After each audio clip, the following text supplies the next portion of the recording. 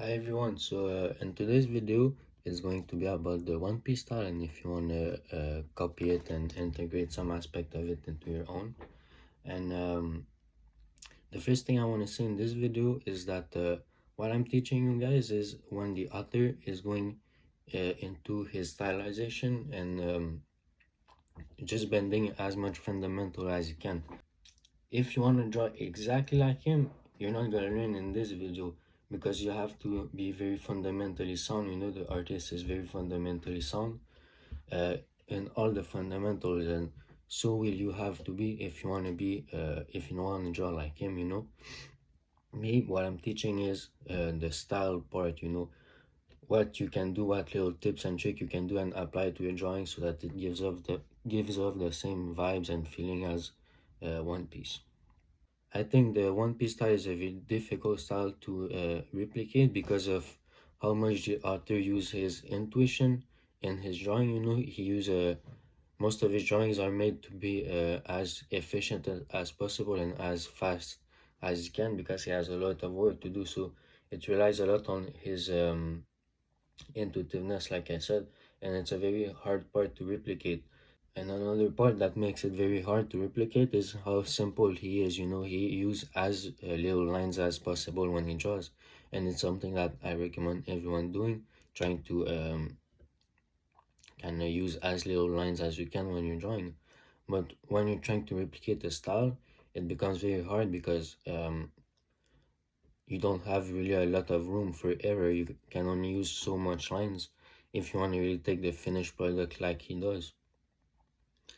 And yeah, if you combine it with how intuitive the style is, it becomes a very hard kind of style to replicate it. And so it's more going to be about copying the style than to really try to breaking down because of how free it is, how free the style is, and how free it is with every fundamentals.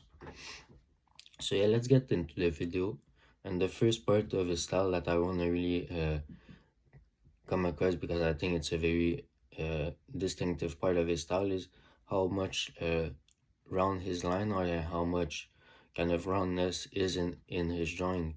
Because if you look at these drawings, you're very rarely gonna find a straight line. Even if you look there at Joro's jaw, which is very square, well, the lines are pretty round even there, you know.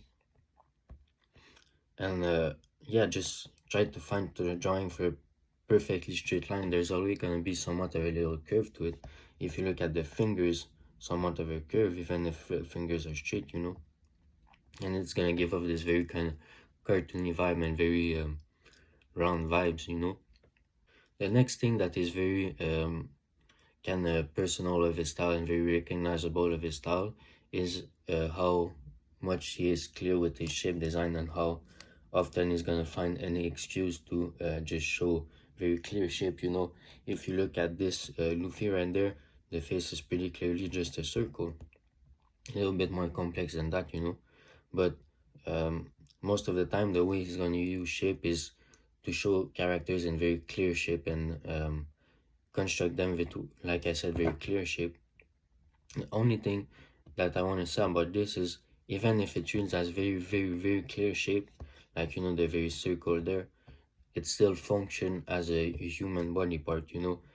Like I said, if you take the example of a One Piece head, like Luffy, it's gonna be very round, it's gonna read as a circle.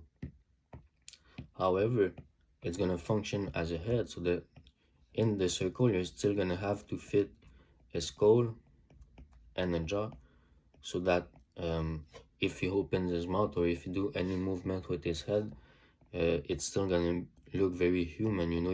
You're still gonna have to add the spine and everything. So for example, if we take this drawing and we try to fit the head inside of it, the skull, I'm sorry, if we try to fit the skull inside of it,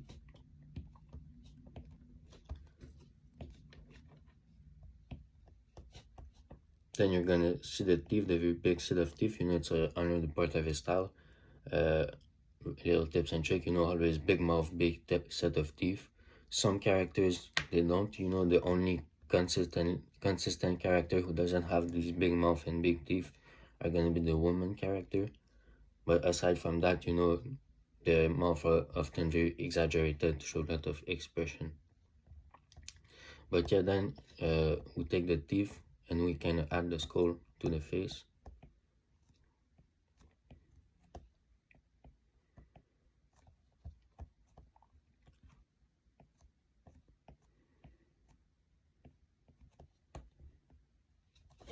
So yeah, this is what the author see in his mind when he's drawing Luffy, you know. Because yes, he used very clear shape and he make the head read as a very clear shape, a very clear circle, or maybe Zoro he's more square sometimes, but it still function as a head. Then the next point I want to say is how free he is with his anatomy in a more kind of general sense, you know, like how goofy his characters look, you know. It's a very another very clear distinction of his style. And so it's such an intuitive part of his style, you know, that it's very hard to replicate and create your own One Piece characters with goofy bodies and things like that. It's better to just copy what he does because it's so, like I said, intuitive, and there's so little rules that it's not really about understanding what makes a One Piece character a One Piece character, because there's not that much rules, you know, everything goes, and it's the same for the facial feature. Anything goes, anything that goes through the author's mind is acceptable. But to copy the One Piece style, like, we're not in the author's mind, we can copy this part of his mind, you know. So it's more about just copying, like I said, the facial feature, the proportion of the body, and all of these things to really convey the One Piece feeling. And so, yeah, I want to talk a little bit more about the proportion too, because especially the proportion of the head, because it's a very kind of telling sign of any artist, you know, the way they draw the head and the proportion you use. So like I said, if you want to build a One Piece head, you have to build a very clear shape. Now we're gonna draw Luffy, so a very clear circle, then with the skull inside of it, and then with the jaw. That is going to help the head read as the very round shape, but also make the head function better as a real head and not just a shape. I think that the author really like to do is put the ear on the head very, very low. As soon as the jaw is coming up, the ear is gonna come too, and it's gonna be very big. Most of the time coming higher than the eyes, sometimes just right at the eyes, you know, so it's a very big ear. And for the ear, he's often gonna draw this simple line like this, or sometimes he's gonna go like this, but always very simple ear. And throughout all the facial feature is going to be very simple. As little line as you can use is going to be the best. Another thing he does, he put the eyes very, very low on the face, and they're going to be very big eyes and very clear shape with simple facial feature, you know. As little line as you can is the only backbone of the style, you know, the only rules of the style.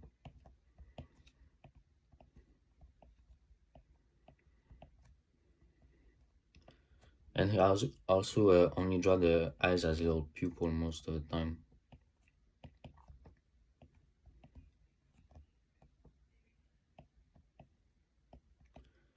For the nose, most of the time it's just gonna be straight line with two dots for the nostril. Sometimes it's gonna be kind of like this kind of kid drawing of a nose. Even if it's front view, he's gonna draw this nose in a little bit of a perspective sometimes. Another thing that's very One Piece, that very feel One Piece, is the big forehead with the hair that is gonna start very high at the end, with the hair that are gonna start very high on the forehead. And for the hair, you keep it very in very clear strand of hair and very flowy.